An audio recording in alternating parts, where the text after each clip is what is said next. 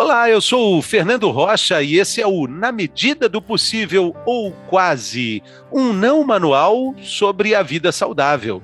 Não manual porque a gente, felizmente, não tem manual.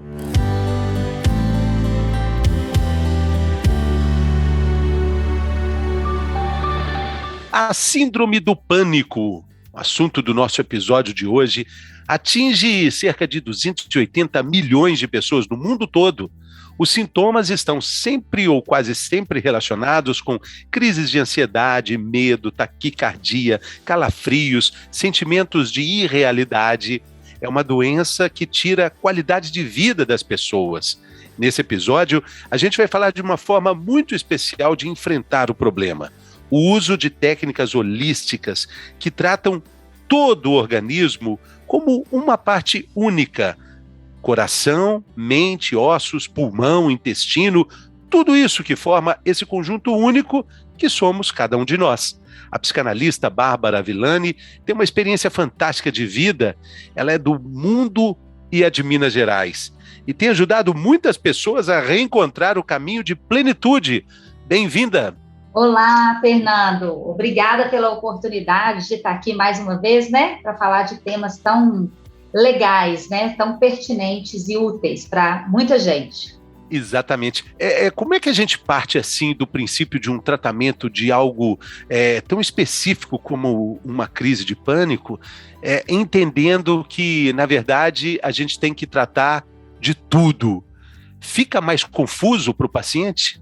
Não, eu acho o seguinte, Fernando, como a gente já conversou algumas vezes, eu acho que não existe uma verdade absoluta, não, sobre qualquer tratamento, até porque nós somos todos diferentes e respondemos de forma diferente a tratamentos diferentes. Então, não é todo mundo que vai responder bem a um tratamento ou outro, Eu acho que a primeira coisa que a gente tem que falar é que o que é um ataque de pânico e o que é um transtorno do pânico. São coisas diferentes, O ataque de pânico ele é um evento específico, isolado, Onde a pessoa tem todos esses sintomas aí que você falou anteriormente, Físicos e psíquicos de sudorese, palpitação, às vezes a sensação de despersonalização, um medo, profundo. E o transtorno do pânico, ele já é o quadro patológico, que é diagnosticado quando existe a frequência desse evento. Então, para ser considerado um transtorno, ele tem que, primeiro, ter todos os sintomas físicos e os sintomas psíquicos também, e em uma frequência considerável, Normalmente é diagnosticado por um psiquiatra. E quando a pessoa chega, no consultório, tem várias formas de tratamento. A que eu utilizo através da psicanálise, que a principal ferramenta é o inconsciente. Bárbara, mas só um pouquinho, o ataque de pânico, pelo que você descreveu, todo mundo já passou por isso em algum momento da vida? Todo mundo não, mas ele digamos assim, que é muito comum, é muito possível de qualquer pessoa ser acometida por ele, entendeu? Por algum motivo. Então, ele se caracteriza, mais ou menos assim, entre 10 e 40 minutos, nessa sensação de medo, catastrófico, que tem a ver com medo de morrer, com medo da loucura, com medo de lugares ou muito cheios ou muito abertos, que tem a ver muito mais com a sensação de desamparo, de dificuldade de sair daquele lugar e de não ter uma pessoa de confiança ou que consiga proporcionar essa segurança para sair daquele lugar, Então, o ataque pode ser que muitas pessoas já foram acometidas ou podem ser. Agora, já o transtorno, não é todo mundo que tem, Mas por algum motivo, alguém na vida, as pessoas na vida já podem ter passado por isso, sim, é comum. E o ataque, ele pode transformar-se num transtorno? Um ataque, a pessoa que já teve esse episódio já está mais propensa a ser um paciente com transtorno de pânico? Sim, porque quem já teve esse ataque sabe o que eu estou falando. Ele é tão desesperador que a pessoa começa a desenvolver um medo e uma ansiedade de ter aquilo de novo. Então, ela começa a evitar o lugar, talvez, que isso aconteceu, ela começa a evitar circunstâncias que isso pode acontecer, porque ela associa isso, né, esse medo catastrófico e essa ansiedade, à possibilidade de acontecer de novo. Então, é bem mais comum, sim, a pessoa que já teve, né, ela pode transformar isso num transtorno, sim. E aí, você estava falando do tratamento, a psicanálise vai buscar solução. A gente já deixou claro aqui que o diagnóstico é feito por um médico psiquiatra, existem questões até muito sérias para definir isso, porque tem um código internacional de doença, né? É realmente um problema que tem que ser tratado. Esse viés da psicanálise vai dar recursos para que o paciente tenha dentro dele as condições de enfrentar o problema? Existe o tratamento, né, que é medicamentoso, que é feito com um psiquiatra, com um médico psiquiatra, com antidepressivos e tal, e existe também o viés de tratamento psicoterápico, que tem várias abordagens aí que podem tratar o mesmo sintoma, né, o mesmo transtorno. A psicanálise é uma delas.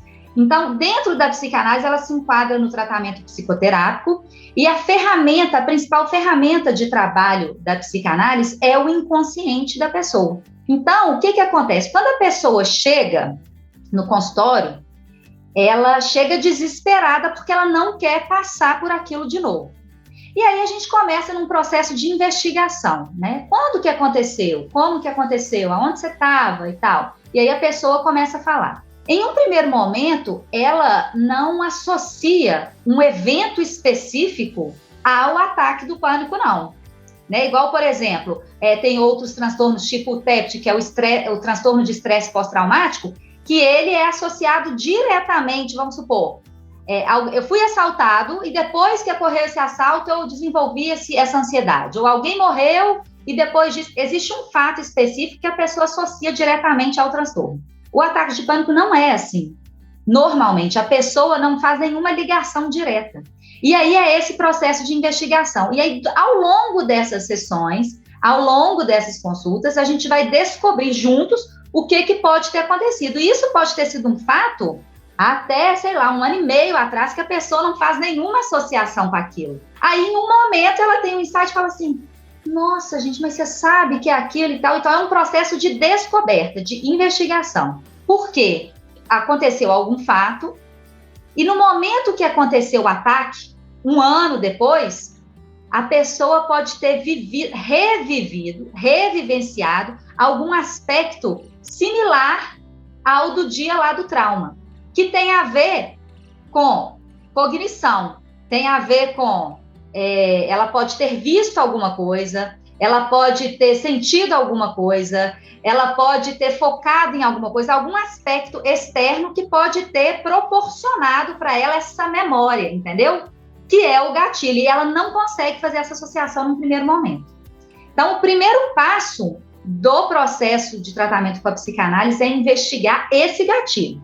E aí, ao longo da minha experiência clínica, o que eu percebi, né, Fernando? Como a gente já conversou, eu não sou uma psicanalista muito ortodoxa, não. Então, eu acho que a gente tem várias coisas que podem dar certo, vários tratamentos que podem dar certo. E o que eu percebi ao longo da clínica? Para mim, Freud foi um gênio, foi um dos maiores gênios da humanidade.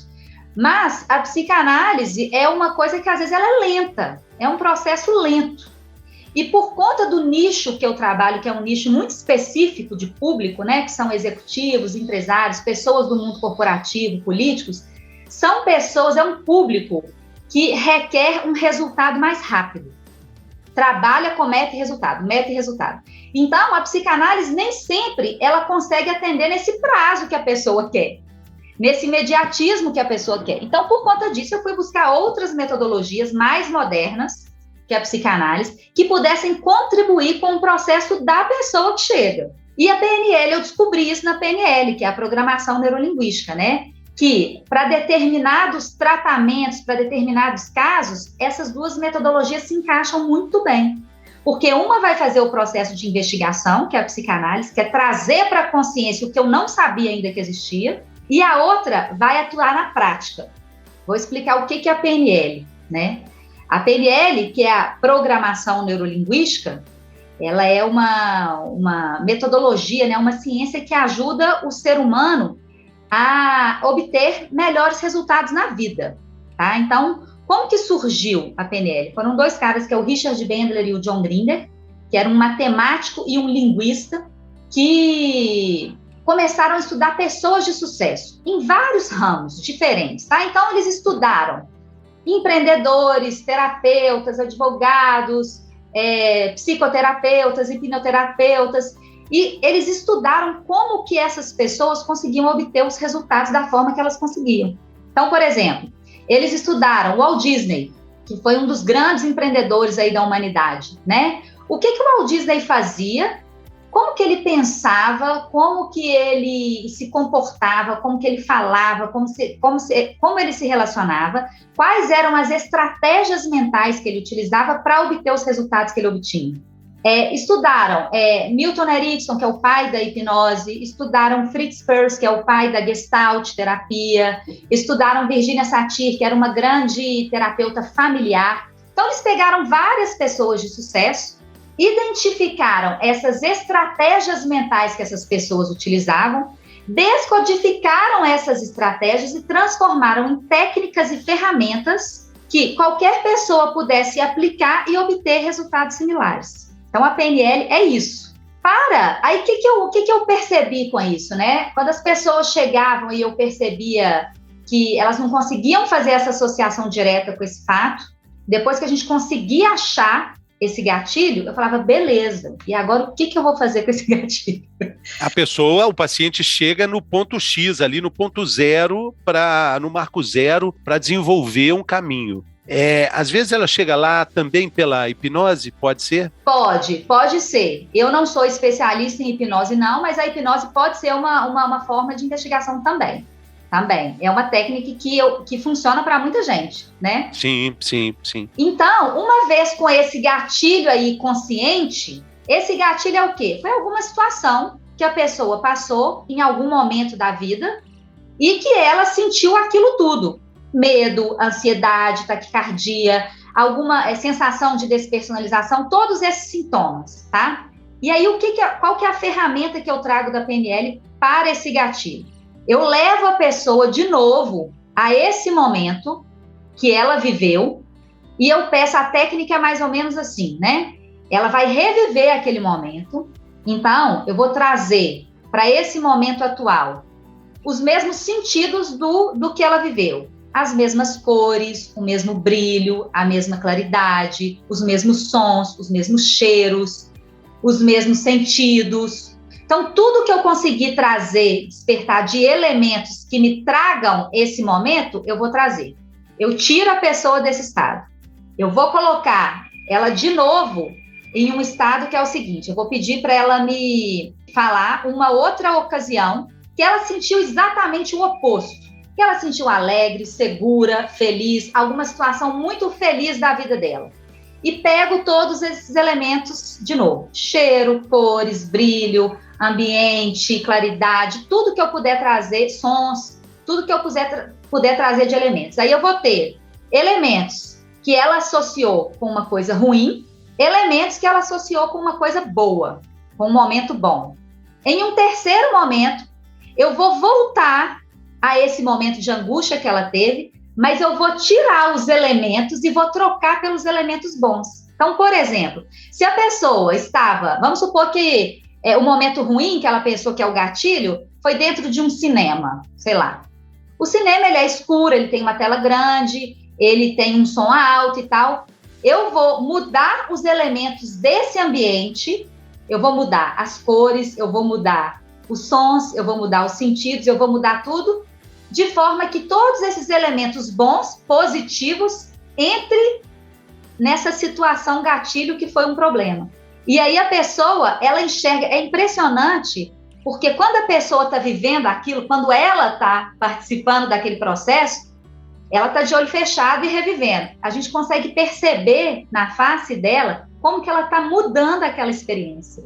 Como que muda o semblante dela, aquele semblante às vezes de tensão e tal, vai ficando mais leve, e aí a gente força a mente inconsciente, a toda vez que pensar nesse momento, pensar nessa segunda opção, que é essa opção de experiência ressignificada.